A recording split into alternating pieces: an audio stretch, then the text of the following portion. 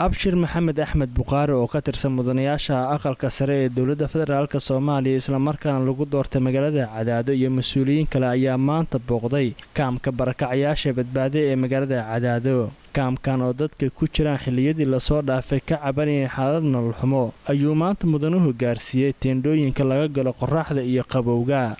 gudoomiyaha degmada Cadaado Cabdullaahi Cabdiraxmaan Tootoole iyo mas'uuliyiinta kale ee ka hadlay goobta teendhooyinka la gaarsiiyay ee barakacayaasha ayaa sheegay in dadkan ay u baahan yihiin caawinaad dheeraad ah. waxaan u badan yihiin 80% dadkii ka soo barakacay gaalkacyo awalna gaalkacyo ku barakacsanaa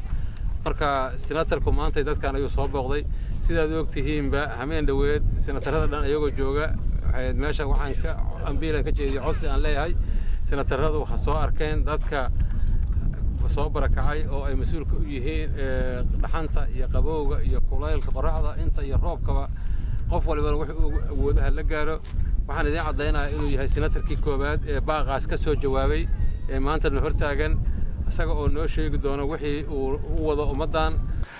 abshir maxamed axmed buqaari oo ka mid ah mudanayaasha aqalka sare ayaa sheegay inuu gacan weyn ka geysan doono caawinaadda dadka barakacayaasha.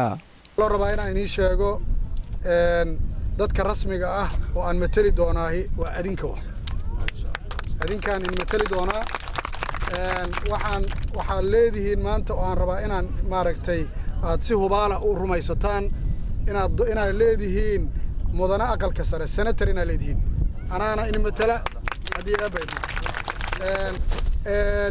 waxaa maaragtay u baahan tihiin waxbarasho